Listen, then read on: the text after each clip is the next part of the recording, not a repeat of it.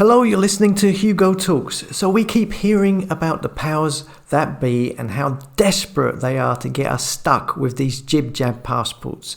The EU today yapping on about them. Israel not allowing people who don't have a green passport to sit down on deck chairs at the beach or tables in restaurants, creating a jib-jab apartheid.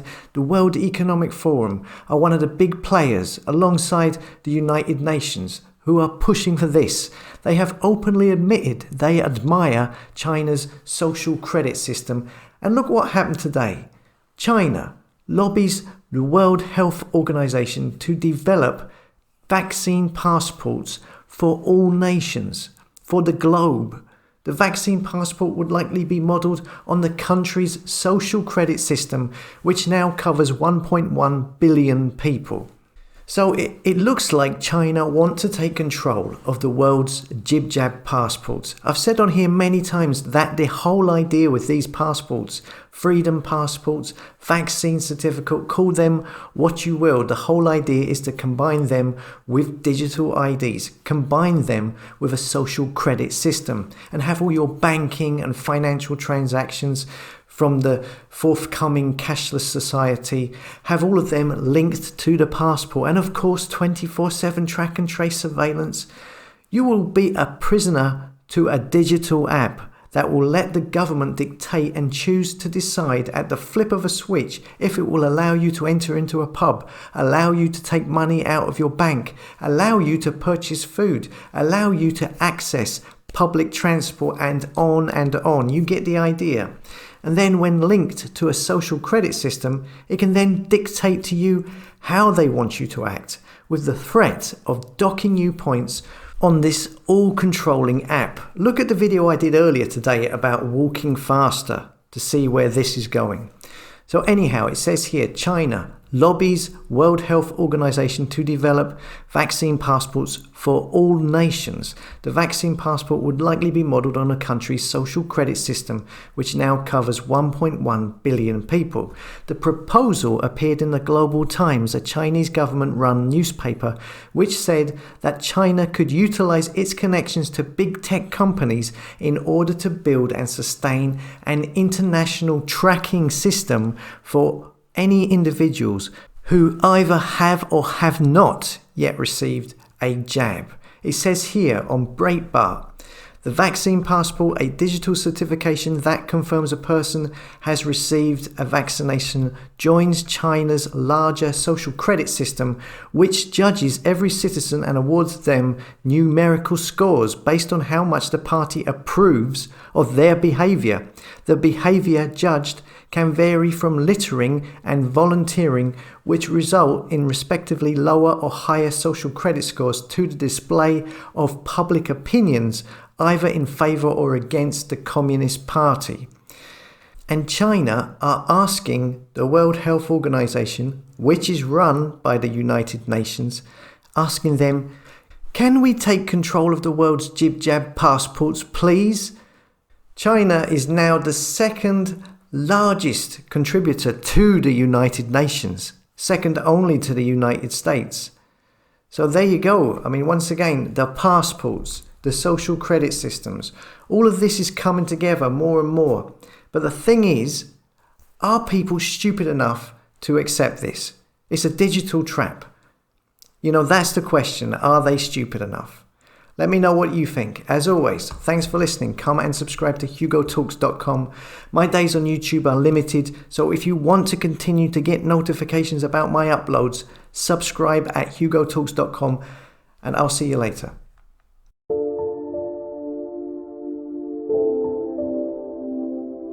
Hello, you're listening to Hugo Talks. So let's talk about this that was published last week on the UK government website, the UK Digital Identity and Attributes Trust Framework. So it just so happens by coincidence that the UK government has put this up on their website and are asking for feedback from the public. I'll leave a link below if you want to go over and tell them what you think about this. Now, we all know, let's not pretend like the governments of the world do, pretending like, oh, we don't know if we're going to bring in a passport or not. We know they really want you to get a vaccine passport. That is, I think, the ultimate goal. Of course, They've got to get you to have the jab and then get you to have the passport in order to get your freedom back. That is the line, that is the yellow brick road they are herding people onto. And we are hearing all over now about these passports. Now, all of these articles doing the rounds stating, we must put much more thought about consideration into how we implement the vaccine passport. And the truth is, they have been planning on implementing this for ages. Look at Ireland today. World Economic Forum Great Reset Leo Varadkar in the Irish Post today. Vaccine passports will be introduced in Ireland. No messing about there, just came out with it. The government in Ireland don't seem to have to play let's pretend games with the public in the media, as the public in Ireland seem to be ultra compliant. That's why the Prime Minister of Ireland announced today that Ireland were going into 9 weeks extra strict lockdown without batting an eyelid. He didn't even bother to address the nation in a speech. He just announced it in an exclusive with a tabloid. I think it was the Irish Mirror. Over in the UK, they are still playing the let's pretend in the media because I think they still feel there is a chance of some volatile reaction. So they are pretending that the passport is still being considered, like this mumbo jumbo in The Guardian today. UK scientists highlight 12 criteria for COVID vaccine passports. Royal Society says issues such as certifying immunity and data protection need to be considered.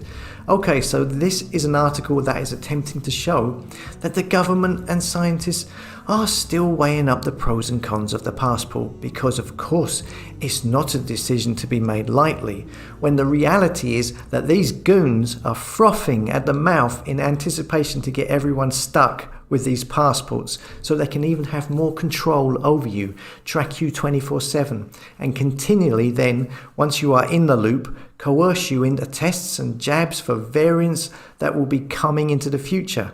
But that's not enough. They want more. And that's why I'm highlighting this on the government website, which, like I said, only appeared last week. The UK Digital Identity and Attributes Trust Framework. It says here, digital identities are an easy way to help us prove who we are without the need for physical documents. They can also help us to prove things about us, such as our age or our qualifications. The document sets out the government's vision for the rules governing the future use of digital identities. It is part of the government's wider plan to make it quicker and easier for people to verify themselves using modern technology. The aim is to create a process as trusted as using passports or bank statements. It then goes on to say the government is inviting comments and feedback. You can do this here. So it don't take a genius to work out what the plan is. A biometric passport with your digital identity, your immunity status, and then all transactions, I would guess, for the future cashless world, all linked to this digital ID passport. And then, well, the future is going to be limitless for their control over you. We could have, for instance, like they do now in China, they could have social credit scores.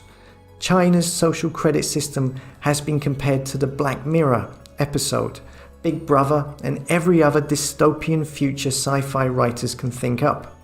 China's social credit system expands to all aspects of life, judging citizens' behavior and trustworthiness. If you're caught jaywalking, your social credit score could be impacted. You may lose some points. If you don't pay a court bill, for instance, your social credit score will be impacted. If you play your music too loud on the train, again, your social credit score could go down if you're reported. And then if your score goes down to a certain level, you go under a certain threshold, then you lose certain rights, such as booking a flight or a train ticket. That is what's coming down the line. You don't think so? Think again. You want to eliminate freedom of speech? You want to be in a situation where you're afraid to post your opinion online because if you do, you will be reported and it will affect your social credit score, which is then tied into your passport, which literally allows you to exist, allows you to buy things. You want to give that freedom up to the government, who could then suspend your digital passport at the flick of a switch, rendering you unable to buy anything, or to get a bus, or to enter a shop? You must be nuts. All of the normies who are following the yellow brick road at the moment are bringing themselves to that destination, and they are idiots. And then, of course, much beloved of those Bill Gates and Klaus Schwabs of the world, we have the whole climate change agenda, and that will tie in beautifully with such a system, wouldn't it? It could be used to see how much electricity you have used, how big your carbon footprint is, and dock you points for not being climate friendly enough. Say for instance, one city in China, Rongsheng, it says here, gives all residents 1,000 points to start. Authorities make deductions for bad behaviour like traffic violations and adds points for good behaviour such as donating to charity. And then of course we have facial recognition is used to spot jaywalkers. And another example here, private projects such as Sesame Credit, hoover up all sorts of data on its 400 million customers, how much time they spend playing video games, which is considered bad, to whether they're a parent, which is considered good. That can be shared with other companies. One infamous example is Sesame Credit linking up with a dating site so would-be partners can judge each other on their looks as well as their social credit score. It continues, a positive rating means, well, you get discounts and you get benefits if you've got a positive rating, such as a simplified process with bureaucracies if you have a low rating. But then if you have a low rating, you may have extra paperwork or fees. Once you've got stuck in a low category, it makes it difficult. It continues, I see a huge potential for negative spiral. Such a system could further divide society, creating classes of people depending on their social credit. And this is where the comparisons to that Black Mirror episode pop up. So this is where this whole crap, all of this rubbish is going. Does anybody want this? Why can so few people understand that this is where it's going? The sheep, they will understand once they find themselves in that position, and then they're going to complain about it.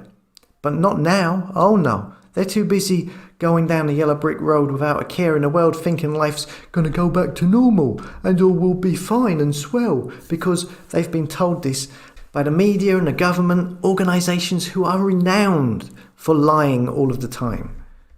Look, as I always say, we have a choice. If you don't want these things, you just don't comply. But you need a large number of people to not comply. So share these videos, show them to other people, not just my stuff, but all the other people who are doing good work, and keep the faith and stay safe. If you're in lockdown, don't get sloppy. Get out, go and exercise, eat healthy, and stay strong.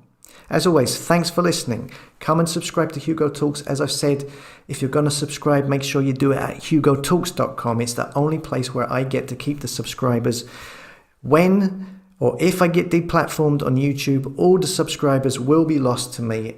And I want to keep doing this with as much as an audience as I can. So yeah, please follow at hugotalks.com, and I will see you tomorrow.